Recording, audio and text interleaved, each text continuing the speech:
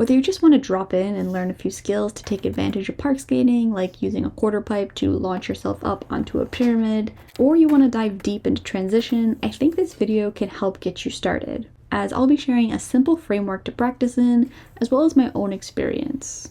But I'm not a transition expert by any stretch of the imagination. But now that I've been playing with more transition, I've had a few people ask me to talk about how I personally approach it, and I think I can share a few basic concepts.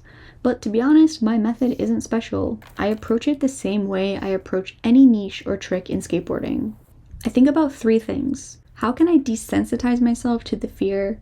How can I build up confidence? And how can I build up skill? And these three aspects are very, very intertwined. So let's keep this in mind. First, I want to build skill and confidence. And even though this is transition, there are a lot of skills we can start right on the ground, particularly the drop-in. I started my drop-ins on flat ground, just getting used to the shift, getting confident in the slam, getting the speed right, etc. There's a lot I can do right here on flat ground. And this step is extra important if you're very new to skateboarding and still building up board control and board comfort. The ground is your friend, and you can learn plenty of skills on it that will later translate to transition. But after you're comfortable with the ground, I recommend becoming very, very comfortable with banks. They are the closest obstacle to a quarter pipe in my opinion. Banks, pyramids, peaks, anything slanted can be used as a fake quarter. You can start low and work your way up. This is how I personally learned to drop in. After I got really good at doing the ground drop-ins, I worked up to banks, and then bigger banks and bigger banks. And it's not just that, but you can get used to rolling in faster and faster on them. You can practice specific skills, like pretending you're doing a 50-50. You can get used to falling on a slanted surface, get used to catching yourself and reacting to problems or missteps. And it's extra helpful because if you're already skating in a park, you can just make this part of your routine. I consistently drop in on banks when I'm just rolling around.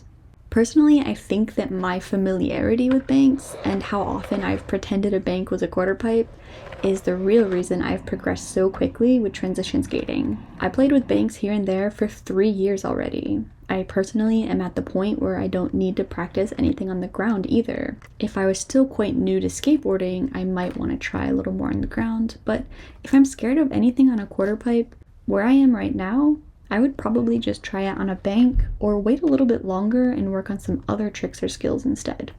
But after you build up some skills in banks, then I would recommend playing with quarter pipes below the coping. This is a new obstacle, a new speed, a new sensation. Get used to the feel, ride on it, try really wide pivots and carves, then try to get into 180-degree kick turns. Try a fake 50-50 stall. Try a fake tail stall.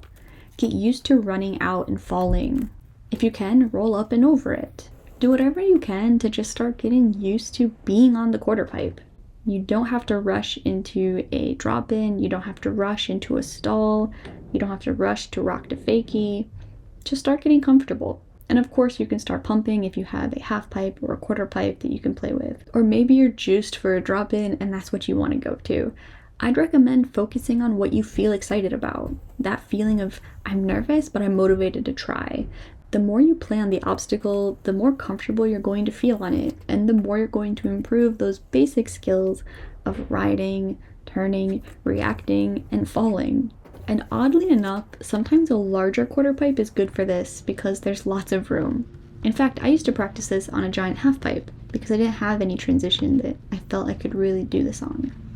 So once again, my familiarity here over the last couple years really helped me jump in and confidently try some of the famous quarter pipe tricks right away, like a frontside 50-50 stall. Because for me, I already had all the foundational skills that I needed, and this particular quarter was the perfect size for my confidence level. And real quick before we move on, I want to emphasize just how important I find this, just playing on an obstacle for a long time. Because the most important skill I learned was actually how to fall. I've gotten better at running out of stuff, jumping off of my board, slipping, dealing with sketchy lands, and if I never learned all of these things, whether it be on flat ground, on banks, underneath the coping, I probably would have really struggled or gotten hurt with once I tried to do tricks up onto the coping. Just knowing how to deal with some of the basics of falling made a huge impact on my confidence. Bonus tip for this is to wear whatever safety gear makes you feel confident. I like wearing a helmet when I go to the skate park, but this time I also added wrist guards to that just so that I would feel better about falling on my hands.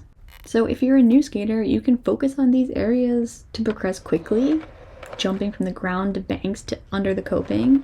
Or if you're more mildly interested, you can take your time over months to play and build confidence every time you're at the skate park. For me, after I really got comfortable under the coping, it really just took some throwaway tries to help desensitize myself to the fear of stopping on the coping. Get up and bail, get up and bail. Nothing bad happened. Try again, try again, try again. And what I find in general is that the more I do something scary, the more I give myself room to bail and room to try it, the process starts to slow down. For example, dropping in on this quarter and trying a kickflip on top of the pyramid. On my first 10 tries or so, I blacked out for the whole thing. I felt like I passed out and then woke up after popping the board. So of course I didn't have a chance at the kickflip, but after 10 more tries or so, I started to be more and more conscious during the trick. I started getting some self-awareness.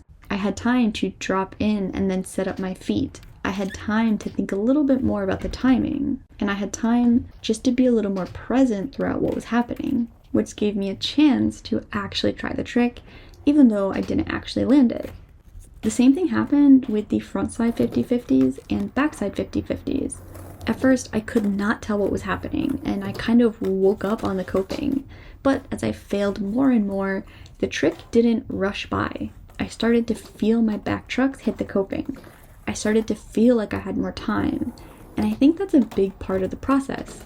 When I get desensitized to the fear, I start to be aware of what is happening, and that allows me to aim my trucks, to be present, to think about it, to remember, oh, lower your body this time. In the beginning, that kind of awareness is just impossible for me. My mind goes blank. But once I start to feel the trick, I get a little bit less sensitive to the fear, then I can start trying to use my skills. But personally, I do need to get over the fear that makes my mind turn white in the first place. And for me, that's where desensitization comes in. Like, I don't need to land the trick. I don't need to come close. I just want to start getting it. I want to start trying and failing and start being bad at the thing. And that will help me be a little bit less sensitive to what I'm about to do. And then I can focus more on the trick I'm trying. And it might be intuitive, it might not be. A step that I have found very important personally. And so in general, this progression is why I heavily focus on desensitization, confidence building, and skill building.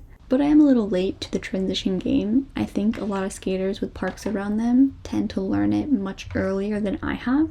But personally, I have not had a ton of opportunity to play with transition that I felt comfortable skating. But despite that, I did force myself to learn drop-ins on what was to me a giant quarter pipe. And I did do a couple rectifakies. But before January, that was really all I've ever done. Which is why I'm so excited about this little park and the quarter pipes here. I have a little quarter to work on my technical skills with, and I have a bigger quarter for speed. And I have a lot of excitement to dive in deep to this new aspect of skating to me. And I am unashamed to admit, even after all this time skating, dropping into that bigger quarter pipe was absolutely terrifying. If I'm telling the truth, I wasn't sure if I could do it or not, but my board started slipping, and I knew that I either had to commit to it or fall. And so I committed to it first try, but it was absolutely horrifying. Me accidentally starting to slip was exactly what I needed though, and I'm very, very excited that I can drop in on that now. And by the end of the session, I felt really good dropping in on that quarter pipe. So it is all about the day by day, the month by month, and the year by year. So I will not be complaining about transition anytime soon.